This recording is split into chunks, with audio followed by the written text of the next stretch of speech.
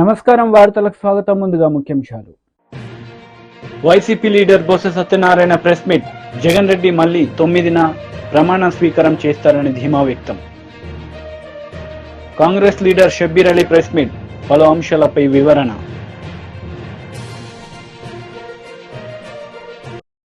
విద్యాశాఖ మంత్రి బొత్స సత్యనారాయణ మీడియా సమావేశం నిర్వహించారు. ఈ సందర్భంగా పలు అంశాలపై ఆయన మాట్లాడారు. మీరు అడగచ్చు, ఏంటి సార్ అంతా నమ్మకమని. 5 సంవత్సరాలు ఏదైతే ప్రజలతో మమేకమై ప్రజా అవసరాలు ఏమున్నాయో వాటికి అనుగుణంగా వారి జీవన ప్రమాణాలు పెరిగే విధంగా చేసిన ప్రతి కార్యక్రమం, తీసుకున్న ప్రతి నిర్ణయం వారి తాలూకా ఆర్థిక పరిస్థితి మెరుగుపడమే కాకుండా సమాజంలో, సంఘంలో ఒక గౌరవాన్ని కూడా ప్రతి సామాన్య పౌరుడికి వచ్చింది. ముఖ్యంగా మహిళలకి పెద్ద ఎత్తున అభిమానాన్ని గత ప్రభుత్వంలో చంపుకునే పరిస్థితులు ఉండేవి. ఇప్పుడు వాళ్ళకి ఆ పరిస్థితులు లేకుండా ఆత్మాభిమానం పెంపొందించుకుంటూ వారి పిల్లల్ని చక్కగా చదివించుకునే పరిస్థితులతో పాటు వారి విధానంలో కూడా మార్పులు వచ్చాయి. ఇది మాటల్లో కాదు, ఏ సూచిక తీసుకున్నా అన్ని సూచికలు కూడా ఇంతకుముందు దేశంలో 17, 18, 19 స్థానాలు ఉన్న జీడిపి కానీ, పర్ క్యాపిటల్ ఇన్కమ్ కానీ, ఇది పావర్టీలో ఉన్న రిలేషన్ కానీ అన్నీ కూడా ఇప్పుడు 3, 4, 5 స్థానాల్లోకి రాష్ట్రం రావడం అనేది గొప్ప పరిణామం, గర్వకారణం కూడా రాష్ట్రానికి. ముఖ్యంగా ఇంట్లో విద్య, వైద్యం ఈ రెండు ఒక మార్పులు తీసుకొచ్చాం, పెద్ద మార్పులు తీసుకొచ్చాం, విప్లవాత్మకమైన మార్పుల్ని, రిఫార్మ్స్ జరిగినాయి. ఆ రిఫార్మ్స్ మామూలు రిఫార్మ్స్ కాదు, అవి రెవల్యూషనరీ రిఫార్మ్స్ అవి జరుగుతున్నాయి. అవి కొనసాగాలంటే, అలాగే జరుగుతున్న 5 సంవత్సరాల పరిపాలనని చూసి ఈ విధానాలు కొనసాగాలంటే వైఎస్ఆర్సీ పార్టీకి ఓటిమ్మని, జగన్మోహన్ రెడ్డి మళ్ళీ ముఖ్యమంత్రి చేయమని కోరాం. ఇలా కోరిన ప్రస్తుతం ఉన్న ప్రజాస్వామ్యంలో, రాజకీయాల్లో స్వాతంత్రం వచ్చిన తర్వాత మొట్టమొదటి పార్టీ, మొట్టమొదటి వ్యక్తి జగన్మోహన్ రెడ్డి, వైఎస్ఆర్సీ పార్టీ. ఇందులో సందేహం లేదు. ఏ పార్టీ కూడా గత 5 సంవత్సరాలు నా పరిపాలన చూసిన కుటుంబం ఎప్పుడు కూడా ఏ ఒక్కరు కూడా అడగలే. కానీ ఈనాడు మేము అడిగాం, చెప్పాం. ఇకపోతే విజయనగరం జిల్లాలో ఏదైతే గత ఎన్నికల్లో 9 స్థానాలకి 9 స్థానాలు కూడా ఎరస్టోర్ విజయనగరంలో మా పార్టీకి విజయం చేకూర్చారు. మళ్ళీ కూడా అదే విశ్వాసంతో ఈసారి కూడా గెలిపిస్తారనే దృఢ నమ్మకంతో ఉన్నాం. 5 సంవత్సరాలు ఈ జిల్లాలో ఉన్న ఏ అవసరం, ప్రజలకి ఏ అవసరాలు తీర్చాం.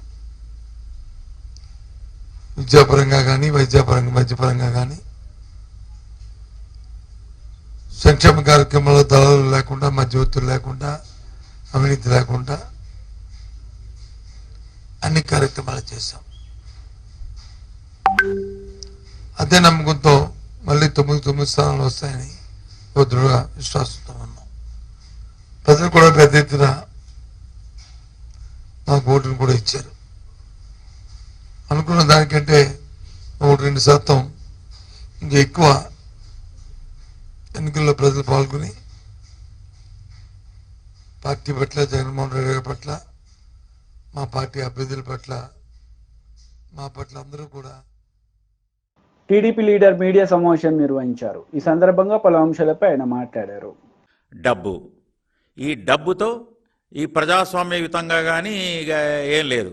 పోలీసులను కూడా మనం చూసాం ఏ విధంగా వాళ్ళు పోలీసులను రెవెన్యూ వ్యవస్థని కూడా ఇద్దరిని మనకు కావలసిన వాళ్ళను మనం నియమించుకుందాం. ఇక్కడ కేంద్రంలో పెత్తందారి పోకడలను పదే పదే చెప్తున్నారు. పెత్తందారి పోకడలు ఇక్కడ ఉన్నాయి. పెత్తందారులు అసలైన పెత్తందారులు ఇక అధినాయకుడు వాళ్ళ చుట్టూ ఉన్న నలుగురు, ఇసుక ద్వారా మద్యం డబ్బులు, దీన్ని ద్వారానే మేము గెలవగలం. ప్రజాస్వామ్యయుతంగా లేదు. చంద్రబాబు గారి మీదనే మనం చూసాం ఏ విధంగా ఎర్రగొండపాలెం కానివ్వండి, పొంగనూరు కానివ్వండి, రాళ్ళు వాళ్లే వేసి ఈయన మీద 307 కేసులు. ఎలక్షన్లకు ముందే బాబు గారి మీద, తర్వాత వాళ్ళ టీం మీద, మళ్ళీ ఇంపార్టెంట్ నాయకుల మీద రాళ్ళు వైఎస్ఆర్సీపీ వాళ్లే వేయించి, దాడులు వీళ్లే చేయించి, కేసులు 307 కేసులు వీళ్ల మీద, చిన్న చిన్న పెట్టి కేసులు తెలుగుదేశం నాయకుల మీదేమో అక్రమ కేసులు, వైఎస్ఆర్సీపీ నాయకుల మీదనేమో చిన్న చిన్న పెట్టి కేసులు పెట్టడం మనం చూసాం. చంద్రబాబు గారిని ఏ విధంగా అసలు ఎలక్షన్ జరగనివ్వకూడదు, ఒకే పార్టీ ఉండాలి, అక్రమంగా మేము ఓట్లు గుద్దుకోవాలి. సో అధికారులను ఎస్ఐ స్థాయి నుంచి వాళ్ళని నియమించుకొని మనం చూసాం ఏ విధంగా ఎస్ఐ అక్కడ ఉన్నవాడు నియంత్రించలేకపోయాడు. 307 పెట్టి ఉంటే నిన్న బెయిల్ కూడా వచ్చేది కాదు. లేదా పిన్నెల్లి రామకృష్ణారెడ్డికి ఈవిడ 6th వరకు ఆయనకు పట్టుకోలేకపోయారు. 20 అది బయటకు వచ్చింది కాబట్టి ఏ విధంగా బయటకు వచ్చింది, ఎవరు రిలీజ్ చేశాడు, వెబ్కాస్ట్, ఇది కాదు అక్కడ వచ్చింది. అతను ఇన్వాల్వ్ అయి ఉన్నాడు. ఆ విధంగా ఆయన ప్రిసైడింగ్ ఆఫీసర్ కూడా భయకంపితుడయ్యాడు అనేది ఎవరిని అడిగినా చెప్తారు. 2000 కోట్ల వరకు లూటీ. ఇదే మేము ఒక ఒక ఒక ప్యారలల్ డ్రా చేస్తున్నాం. మీరు ఎప్పుడు కూడా జగన్మోహన్ రెడ్డి గారు, నేను చూస్తున్నాను ఈ 5 ఏళ్లుగా ఆయన ఒకటే నమ్ముకున్నాడు. ఈ స్థానిక సంస్థల, ఈ సర్పంచులు లేదు, స్థానిక సంస్థలు లేదు, ప్రజాప్రతినిధులు లేదు, నా ఎస్సీ నా ఎస్టీ బీసీ మైనారిటీ లేదు, ఎవరిని వినేది లేదు, ఏ సామాజిక వర్గం యొక్క సమస్యలు వినేది లేదు. కేవలం ఏ విధంగా ఎలక్షన్లు గెలవాలి, ఇక్కడ ఏదో బటన్ నొక్కడం, లేదా ప్రజాప్రతినిధులు కానీ మనుషులు కానీ కలిసేది లేదు. ఏదో బటన్ నొక్కుతున్నా మిగతావి ఇదిగో అక్రమ మద్యం, తర్వాత లిక్కరు, దీని మీద దోపిడీలు, తద్వారా ఈ దోపిడీ డబ్బును ఎలక్షన్లలో ఖర్చు పెట్టి గెలవాలనే కుటిల ప్రయత్నం. దానికి ఒత్తాసుగా అనువైన అధికారులు వాళ్ళ రెవెన్యూలో కానీ పోలీసులు కానీ నియమించుకోవడం. దీనికి ఈసీ బ్రేక్ వేసినప్పుడు వీళ్లకు ఒక రకమైన వాళ్ళ యొక్క మానసిక సంతుల్యం దెబ్బతినడం. అయ్యా నేను ఒకటి చెప్తున్నా, 2019లో కూడా వీళ్ళు వెళ్ళి చాలా కంప్లైంట్స్ ఇచ్చారు. చంద్రబాబు గారి ప్రభుత్వంలో ఉన్నప్పుడు అనేక మంది అధికారులు మార్చారు. మీరు 151 సీట్లు గెలిచినప్పుడు మీరు మాట్లాడలేదు ఏమి. చంద్రబాబు గారు హయాంలో కూడా 2019 నేనున్నాను కదా, అప్పుడు నేను వైఎస్ఆర్సీపీలో ఉన్నాను. అప్పుడు నేను ఒక అధికారిగా అప్పుడే రిటైర్ అయ్యాను. మార్చినప్పుడు కూడా ఎవరు మాట్లాడలేదు. ఎన్నికలు సజావుగా జరిగాయి. ఎక్కడ దౌర్జన్యాలు జరగలేదు. అది పల్నాడు కానివ్వండి, రాయలసీమ కానివ్వండి, అది తాటిపత్రి కానివ్వండి, లేకపోతే మాచర్ల కానివ్వండి, ఎక్కడ ఒక్క సంఘటన కూడా జరగలేదు. లేని ఫ్యాక్షనిజాన్ని, లేని కార్చిచ్చులను ఇప్పుడు రగిలించారు కేవలం వీళ్ళ ఎలక్షన్ కోసం. ఇది ఆ డిఎస్పీ చైతన్య నేను చూశాను తాడిపత్రిలో.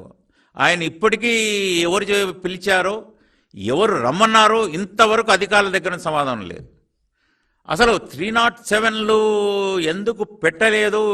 ఊళ్ళు ఖాళీ అయ్యాయి. ఒక సుమారుగా 6 కాంగ్రెస్ నేతలు మీడియా సమావేశం నిర్వహించారు. ఈ సందర్భంగా పలు అంశాలపై వారు మాట్లాడారు. వాళ్లకు పానిక్ చేయకుండా అప్పర్ కాస్ట్కు మరి బీసీ కాస్ట్లలో కొట్లాడ పెడుతున్నారు. నా లెటర్లో నేను డైరెక్ట్గా చెప్పినాను, అయ్యా మేము రిజర్వేషన్ ఇచ్చే ముందు 2004 కంటే ముందు మన స్టేట్లో బ్యాక్వర్డ్ క్లాస్కు 25% రిజర్వేషన్, ఎస్సీస్కు 16%, ఎస్టీస్కు 6%. దీన్ని బట్టి టోటల్ 46% రిజర్వేషన్ ఉంది. 46% ఉంటే మేము 5 ఇచ్చినాం. 2004లో 51 అయింది. High court justice Sudarshan Reddy bench ఏమన్నారంటే 50% కంటే మించొద్దు, మీరు 1% తగ్గించి మళ్ళీ చేంజ్ చేసుకొని రండి అంటే 1% తగ్గించి 5కు 4 చేస్తే 46+4 ఎవరిది ఒక బీసీ సోదరుది కానీ, ఒక దళిత్ సోదరుది కానీ, ఒక ఎస్టీ సోదరుది కానీ ఎవరిది కూడా ఒక రిజర్వేషన్ మేము ఎవరిని తీసుకోలేదు. అలాంటి టైంలో మోదీ గారు దేశ ప్రధానమంత్రి అండ్ అమిత్ షా గారు మాటికి ఎలక్షన్లో మాట్లాడి దేశంలో చిచ్చు పెడుతున్నారు హిందూ ముస్లిం అని క్లియర్గా డీటెయిల్స్గా రాస్తూ క్రొనజాలికల్గా ఎట్లా అయింది, ఎప్పుడెప్పుడు అయింది, రిజర్వేషన్ మతపరంగా కాదు, బిల్ కాపీ పెడుతున్నా, అసెంబ్లీలో పాస్ అయిన బిల్ పెడుతున్నా, హైకోర్టు జడ్జ్మెంట్స్ పెట్టి ఇది ఎట్లా ఇంప్లిమెంట్ అవుతుంది అని 3 పేజెస్ ప్రధానమంత్రి రాస్తూ మళ్ళీ ఒకసారి ప్రధానమంత్రి గారు ఒకవేళ మళ్ళీ రిజర్వేషన్ గురించి మాట్లాడితే మాత్రం నేను సుప్రీంకోర్టులో ఇప్పుడు జరుగుతున్న కేసులో నేను ఒక పిటిషనర్గా ఉన్నా, నేను స్వయంగా పిటిషనర్గా ఉన్నా. తెలంగాణ గవర్నమెంట్, ఆంధ్ర గవర్నమెంట్తో సహా నేను మొహమ్మద్ అలీ షబ్బీర్ పిటిషనర్గా ఉన్నాను. నేను డిఫర్మేషన్ సూట్ వేస్తాను ప్రధానమంత్రి గారు అని ఇలా వార్న్ చేస్తున్నా. మళ్ళా మీరు ఎప్పుడన్నా రిజర్వేషన్ మీద మాట్లాడితే మాత్రం, హిందూ ముస్లిం అని మతపరంగా మాట్లాడితే మాత్రం నేను డిఫర్మేషన్ సూటు ఎందుకంటే నేను పిటిషనర్గా ఉన్నా కాబట్టి ఆ కేసులో నేను వేయబోతున్నానని ప్రధానమంత్రి గారికి ఈరోజే స్పీడ్ పోస్ట్లో ప్రధానమంత్రికి రిజిస్ట్రేషన్ పోస్ట్ ద్వారా లెటర్ పంపించడం జరుగుతుంది. మీకు అన్నీ వేసేయండి అన్న. ఇప్పుడు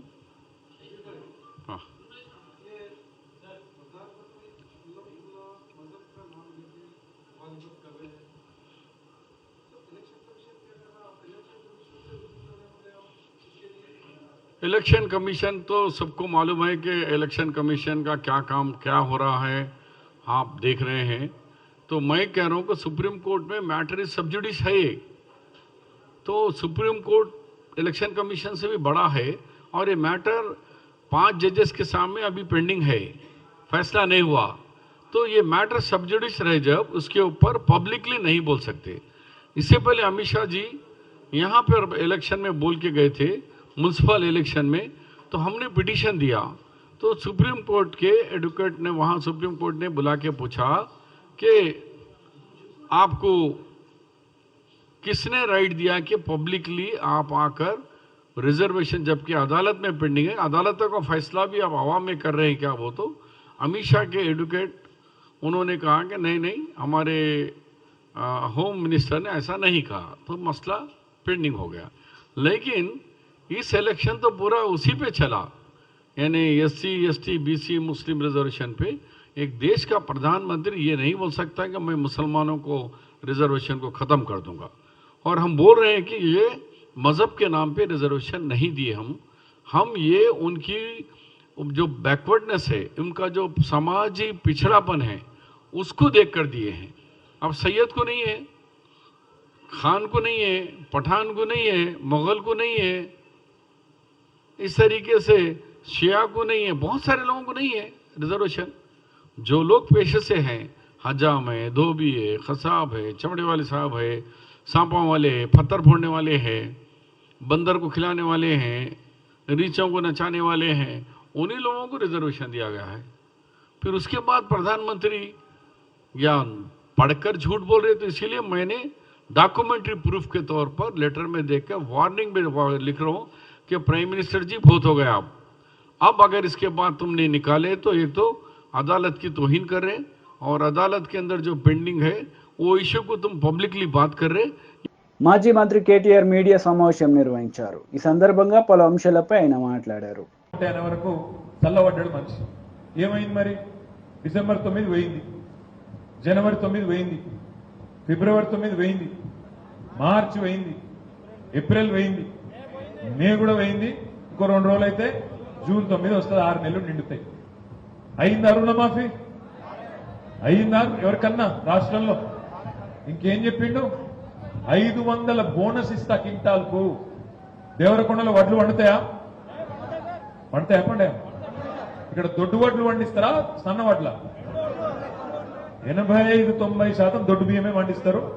ఒక పంట మాత్రం కొంతమంది ఒక 10-15% మంది సన్న బియ్యం పండిస్తారు.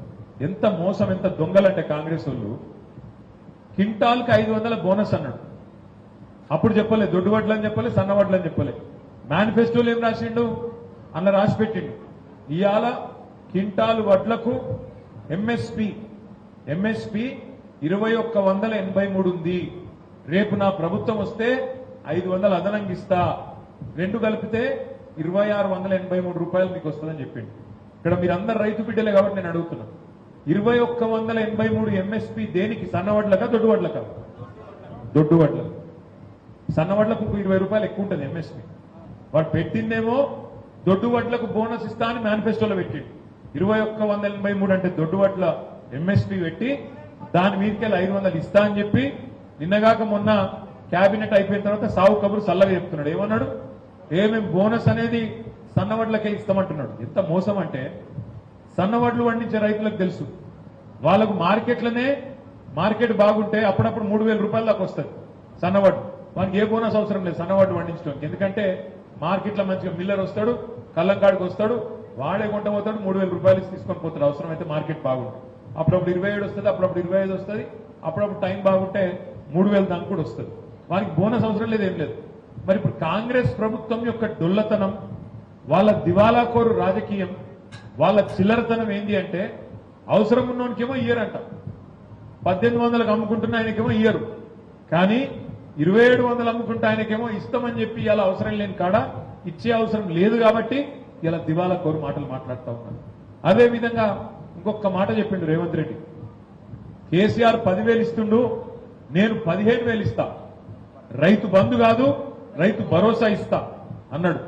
పడుతుందా రైతు బంధు? పడ్డదా? పడ్డది. ఎప్పుడు పడ్డది? కేసీఆర్ ఏమో నాట్లేసినప్పుడు ఇస్తుండే రైతు బంధు, రేవంత్ రెడ్డి ఓట్లు వేసినప్పుడు ఇస్తాడు. నిన్నగాక మొన్న పార్లమెంట్ ఎలక్షన్ లో ఓట్లు పడేటప్పుడు గప్పుడు, అంటే పంటలు కోసేటప్పుడు ఇస్తాడంట రైతు బంధు మొగోడు. అదేవిధంగా జర ఇంకొక మాట ఏమన్నాడు రేవంత్ రెడ్డి? రైతు బంధు కేసీఆర్ భూములకే ఇస్తున్నాడు, కౌలు రైతులకు పట్టించుకుంటలేడు. పేద గిరిజనులు, దళితులు, రైతు కూలీలు ఉన్నారు, వాళ్ళకు పట్టించుకుంటలేడు, వాళ్ళకు కూడా ఇస్తా అన్నాడు. రైతు భరోసా అన్నాడు, కౌలు రైతులకు కూడా 15,000 అన్నాడు, రైతు కూలీలకు నెలకు 1000 అన్నాడు. ఇవన్నీ 100 రోజుల్లోనే చేస్తా అన్నాడు. మనం అడగలే, ఇవ్వరు, మెడ మీద కత్తి పెట్టలే, అడగలే, ఎన్ని రోజుల్లో చెప్తామని డిమాండ్ చేయలే. ఎందుకంటే మనం అనుకోలే, ఆయన వస్తారని కూడా అనుకోలే. కానీ అన్ని చెప్పిండు, 100 రోజుల్లో అన్ని చేస్తా. ఒక్కటి జరిగింది ఇంట్లో? 500 బోనస్ వచ్చిందా? రైతు భరోసా వచ్చిందా? 2 లక్షల రుణమాఫీ అయ్యిందా? కౌలు రైతులకు రైతు భరోసా వచ్చిందా? రైతు కూలీలకు రూపాయి వచ్చిందా? మరి మీరంతా రైతు బిడ్డలైతే రైతుల తరపున ఈ మోసకారి ప్రభుత్వానికి బుద్ధి చెప్తారా చెప్పరా? ఆలోచించండి. ఒక్క రైతులనే కాదు ఎంతమందిని మోసం చేసిండో ఒక్కసారి గుర్తు తెచ్చుకోండి. ఇక్కడ మా ఆడబిడ్డలు ఉన్నారు. ఏం చెప్పిండు ఆడబిడ్డలందరికీ? కేసీఆర్ 1,00,000 రూపాయలు ఇస్తుంటే కళ్యాణ లక్ష్మికి నేను మీదికెళ్ళి తులం బంగారం ఇస్తాను. ఇక ఆడపిల్లలకు బంగారం అంటే సెంటిమెంట్. నీకు 1,00,000 ఇస్తా అంటే వేరు, తులం బంగారం అంటే వేరు. తులం బంగారం 60,000 70,000 ఇప్పుడు ఎంతుందో కానీ, ఎంతుందమ్మా? 75 ఈ రోజు రేటు అది. మరి ముఖ్యమంత్రికి పాపం ఉద్దిర కూడా ఇప్పుడు ఇస్తలేడట బంగారం. తులం బంగారం అన్నాడు. ఫిబ్రవరి, మార్చ్, ఏప్రిల్ 1,00,000 పెళ్లిలైనవి. 1,00,000 పెళ్లిలైనవి. వచ్చిందా తులం బంగారం? ఇవాళ రేవంత్ రెడ్డి 1,00,000 తులాల బంగారం బాకీ ఉన్నాడు ఆడబిడ్డలకు. నేనైతే చెప్తున్నా మీకు, ఇవాళ మళ్ళీ చెప్తున్నా, దేవరకొండలో యాద పెట్టుకొని, తులం బంగారం కాదు, తులం ఇనుము గుడి ఏడువాడు. పచ్చి మోసగాడు. ఓట్లు వేయించుకుంటే మళ్ళీ 4 ఏళ్లకే. నేను ఇప్పుడు ఇంకొక మాట చెప్పిన, మీరు ఇన్లే. కేసీఆర్ ఏమో నాట్లప్పుడు ఎత్తాడు రైతు బంధు, ఓట్లప్పుడు అని చెప్పిన. ఓట్లు అయిపోయినాయి, ఇంకా 4 ఏళ్ల దాకా ఓట్లు లేవు. ఇక రైతు బంధు కూడా రాదు, ఎగ్గొట్టుడే తప్ప ఇచ్చే ఉద్దేశం లేదు. ఆడపిల్లలకు స్కూటీలు ఇస్తా అన్నాడు. వచ్చినాయా స్కూటీలు? స్కూటీలు రాలే, కానీ కాంగ్రెస్ లో లూటీ చాలు అయింది. ఉత్తమ్ కుమార్ రెడ్డి ట్యాక్స్ అట, రేవంత్ రెడ్డి ట్యాక్స్ అట, భట్టి గారి ట్యాక్స్ అట, B tax, R tax, U tax, Bru tax. Bru coffee తెలుసు మనకు, ఇప్పుడు బ్రూ ట్యాక్స్ మొదలైంది కొత్తది, బ్రూ ట్యాక్స్. ఆ ట్యాక్సులు మొదలైనవి 3 ఎందుకంటే ఢిల్లీకి పంపాలి కదా సంచులు, కాబట్టి 3 రకాల పన్నులు సామంతరాజులు కప్పం కట్టాలి కాబట్టి ఢిల్లీకి, అవి చాలని. ఇంకో దిక్కు మీరందరూ గ్రాడ్యుయేట్ చదువుకున్న పిల్లలు, కొంతమంది ప్రైవేట్ రంగంలో ఉద్యోగాలు చేస్తున్న వాళ్ళు ఉన్నారు, కొంతమంది నిరుద్యోగులు ఉన్నారు, కొంతమంది పోటీ పరీక్షలకు ప్రిపేర్ అవుతున్న వాళ్ళు ఉన్నారు, కొంతమంది వ్యవసాయం చేస్తున్న వాళ్ళు ఉన్నారు. నేను మిమ్మల్ని అడుగుతా ఉన్నాను, ఏం చెప్పిండు రేవంత్ రెడ్డి గారు? 2 లక్షల ఉద్యోగాలు ఇస్తా మొదటి సంవత్సరంలో అన్నాడు. నేను వచ్చిన మొదటి సంవత్సరంలో 2 లక్షల ఉద్యోగాలు ఇస్తా అన్నాడు. నాకు తెలిసి నాకున్న పరిజ్ఞానం మేరకు, నేను కూడా 18 ఏళ్ళు అయింది రాజకీయాల్లోకి వచ్చి, ఇప్పుడు ఎమ్మెల్యే అయ్యి కూడా దాదాపు 16 ఏళ్ళు అయింది. నాకు తెలిసిన పరిజ్ఞానం మేరకు ఒక ఉద్యోగం ప్రభుత్వంలో ఇవ్వాలి అంటే ముందు నోటిఫికేషన్ ఇవ్వాలి, తర్వాత రిటర్న్ టెస్ట్ పెట్టాలి, మూడవది అవసరమైతే ఇంటర్వ్యూ పెట్టాలి, పెట్టి తర్వాత ఎవరైతే సెలెక్ట్ అవుతారో వాళ్ళకి అపాయింట్మెంట్ లెటర్లు ఇవ్వాలి. రేవంత్ రెడ్డి గారు ఎంత గొప్పోడంటే రిటర్న్ టెస్ట్ ఇప్పటివరకు ఒకటి కాలే, నోటిఫికేషన్ వచ్చిందా? ఒకటన్నా ఒక్క నోటిఫికేషన్ అన్న వచ్చిందా? రాలే. రిటర్న్ టెస్ట్ కాలే, ఇంటర్వ్యూ అంతకంటే కాలే, కానీ 30,000 ఉద్యోగాలు ఇచ్చేసినారు. అంటే పెళ్లి కాలే, సంసారం చేయలే, పిల్లలు మాత్రం బీజేపీ లీడర్ మీడియా సమావేశం నిర్వహించారు. ఈ సందర్భంగా పలు అంశాలపై ఆయన మాట్లాడారు. ఏర్పాటు చేస్తామని ఈ 4 హామీలు ప్రత్యేకంగా బీసీలకు ఇవ్వటం జరిగింది. కానీ మొదటి అసెంబ్లీ అయిపోయింది, జాడలేదు. సివిల్ కన్స్ట్రక్షన్స్, మెయింటెనెన్స్లో రిజర్వేషను జాడలేదు. ఇప్పుడు కుట్రపూరితంగా ఈ యొక్క బీసీ ఇచ్చిన హామీని తుంగలో దొక్కుతూ ఈరోజు స్థానిక సంస్థలో కులగణన చేపట్టకుండానే, బీసీ రిజర్వేషన్ 42% పెంచకుండానే సర్పంచ్ స్థానిక ఎన్నికలు, రూరల్ గ్రామీణ స్థానిక ఎన్నికల్లో ఎన్నికలు పోవటానికి రేవంత్ రెడ్డి గారు కుట్ర చేస్తున్నారు. దీన్ని మేము బీజేపీ తరఫున తీవ్రంగా ఖండిస్తున్నాం. తీవ్రంగా ఖండించడమే కాకుండా తీవ్రంగా ప్రతిఘటిస్తామని తెలియజేస్తున్నాం. ఈరోజు ముఖ్యమంత్రి పదవి బీసీలు వేసిన భిక్ష. ఒక్కొక్క నియోజకవర్గంలో 30,000, 40,000, 50,000, 70,000 మెజార్టీ కాంగ్రెస్ పార్టీ వేసిందంటే బీసీలు వేసినటువంటి భిక్ష. బీసీలు వేసినటువంటి ఓట్లతో ఈరోజు మీరు పదవులు అనుభవిస్తూ ఇచ్చిన హామీని తుంగలో తొక్కడానికి ప్రయత్నం చేస్తే బీజేపీ పార్టీ ఎట్టి పరిస్థితుల్లో ఊరుకోదు. మా ఓబీసీ మోర్చా అధ్యక్షులు ఆనంద్ గౌడ్ గారు ఉన్నారు, మా కిషన్ రెడ్డి గారు ఉన్నారు, జాతీయ నాయకత్వం ఉంది. వారి యొక్క మార్గదర్శనంలో దీన్ని ప్రతిఘటించి ప్రజా పోరాటం చేయక తప్పదు. అవసరమైతే మిలియన్ మార్చ్ తరహాలో అసెంబ్లీ ముట్టడి కూడా చేయటం జరుగుతుందని హెచ్చరిస్తూ ఇచ్చిన మాటకు కట్టుబడాలని మేము డిమాండ్ చేస్తున్నాం. రాహుల్ గాంధీ పదే పదే కిత్నా ఆబాదీ ఉత్నా వాటా అని తిరుగుతూ ఉంటాడు, దేశ దిమ్మర్లాగా తిరుగుతూ ఉంటాడు. బీసీల కులగణన చేయాలి, బీసీలకు ఎంత ఉందో అంత రిజర్వేషన్. ఇంట గెలిచి రచ్చగలు నీ ప్రభుత్వం ఉంది కదా, నీ ప్రభుత్వం ఉంది కదా, ఇక్కడ హామీ ఇచ్చే నీ ప్రభుత్వం వచ్చింది కదా. నేను రాహుల్ గాంధీ గారిని డిమాండ్ చేస్తున్నా, మీకేమన్నా చిత్తశుద్ధి ఉంటే మీరు వాడే పదాలలో మీరు చేసినటువంటి వ్యాఖ్యలో చిత్తశుద్ధి ఉంటే బీసీలకు సంబంధించిన మీ యొక్క ప్రమాణ పత్రంలో మేనిఫెస్టోలో అమలు చేసినటువంటి కుల గణన 42% లోకల్ బాడీస్లో రిజర్వేషన్ చేసి తర్వాత మీరు మాట్లాడాలి, లేకుంటే మీకు అర్హత లేదు. కానీ బీజేపీ పార్టీ ఎలాంటి హామీ లేకుండానే ఒక బీసీని ప్రధానమంత్రి చేసింది. గత అసెంబ్లీలో బీజేపీ ప్రభుత్వం ఏర్పాటు చేస్తే బీసీని ముఖ్యమంత్రి చేస్తామని హామీ ఇచ్చింది. కేంద్ర ప్రభుత్వంలో 27 మంత్రుల్ని 27% మంత్రుల్ని బీసీలను చేసింది. అత్యధిక మంచి శాఖల్ని బీసీలకు కేటాయించింది. మాజీ మంత్రి హరీష్ రావు మీడియా సమావేశం నిర్వహించారు. ఈ సందర్భంగా పలు అంశాలపై ఆయన మాట్లాడారు. బాండ్ పేపర్లు వంచిండ్రు. బాండ్ పేపర్ల మీద ఒక దిక్కు బట్టి సంతకం పెట్టిండు, ఇంకో దిక్కు రేవంత్ సంతకం పెట్టిండు. ఇద్దరు సంతకం పెట్టిండ్రు, నమ్మిచ్చిండ్రు, కాళ్ళల్లో పట్టిండ్రు, చేతులల్లో పట్టిండ్రు. 100 రోజుల్లో ఇచ్చేది ఖాయమన్నారు, నమ్మిచ్చి మోసం చేసిండ్రు.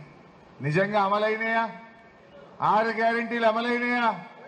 100 రోజులు పోయి 180 రోజులకు వచ్చింది. ఏమైనా ఆయన 100 రోజులు దాటినాయంటే మొన్ననే వచ్చినాం కదని అని సన్నాయి నొక్కులు నొక్కుతుడు. మరి ఆ రోజు హామీ ఇచ్చినప్పుడు తెలియదా? 100 రోజుల్లో 6 చేస్తాం అనలేదా? అయినే 6 అయినాయే. మొదటిది మహిళలకు 2500 రూపాయలు మహాలక్ష్మి వచ్చిందా? రెండవది రైతులకు 2 లక్షల రుణమాఫీ అయిందా? రైతులకు 7500 రూపాయల రైతు భరోసా వచ్చిందా? మూడవది 500 వడ్లకు బోనస్ వచ్చిందా?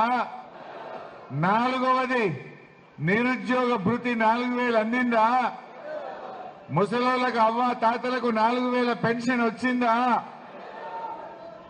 పిల్లలకు ఆడపిల్లలకు స్కూటీలు వచ్చినాయా? విద్యార్థులకు 5 లక్షల భరోసా కార్డు అందిందా? నిరుద్యోగులకు 2 లక్షల ఉద్యోగాల జాబ్ క్యాలెండర్ వచ్చిందా? అన్ని అబద్ధాలు. ఎన్నికటి కట్టేదో నమ్మి నాన్న వస్తే మొత్తం పుచ్చులైందట. ఇలా కాంగ్రెస్ కు నమ్మి ఓట్లేస్తే అంతా మోసమే. ఏమంటున్నారు ప్రజలు? వద్దురో నాయన ఈ కాంగ్రెస్ పాలన అంటున్నారు. కొత్త గవర్నమెంట్ వస్తే పాతోళ్ళ కంటే మంచిగా చేస్తారు అనుకుంటాం.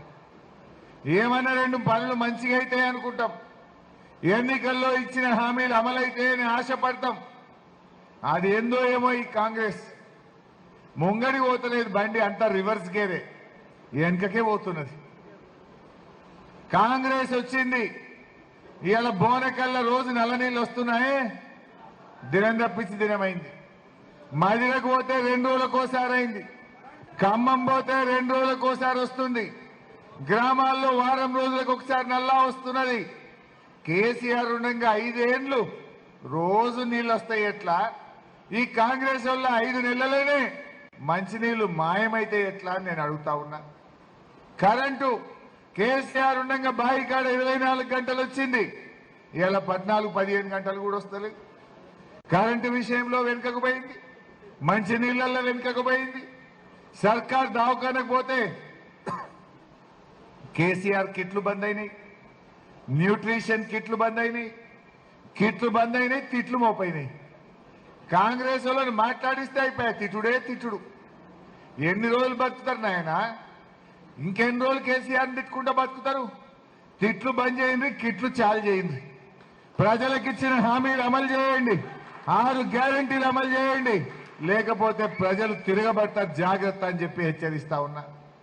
గ్రాడ్యుయేట్స్, విద్యావంతులు, చదువుకున్న వాళ్ళు, మీలాంటి మేధావులు తప్పకుండా ఈ గ్రాడ్యుయేట్ ఎన్నికల్లో కాంగ్రెస్ పార్టీకి కనునిప్పు జరిగేటట్టు మీరందరూ తీర్పు ఇవ్వాలని చెప్పి కోరుతా ఉన్నా. ఈ ఎన్నికల్లో కాంగ్రెస్ ఓడితే గవర్నమెంట్ ఏమైనా పడిపోతుందా? పడిపోదు. కానీ వాళ్ళకి కనునిప్పు కావాలి.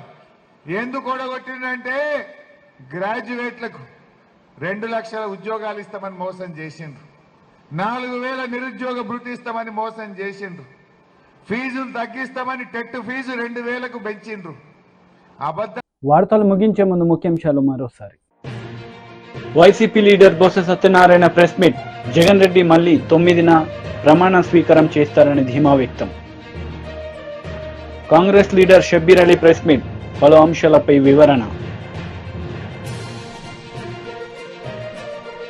ఈ వార్తలు ఇంతటితో సమాప్తం. తిరిగి ప్రసారమయ్యే వార్తలు మళ్ళీ కలుద్దాం. అంతవరకు సెలవు. నమస్తే.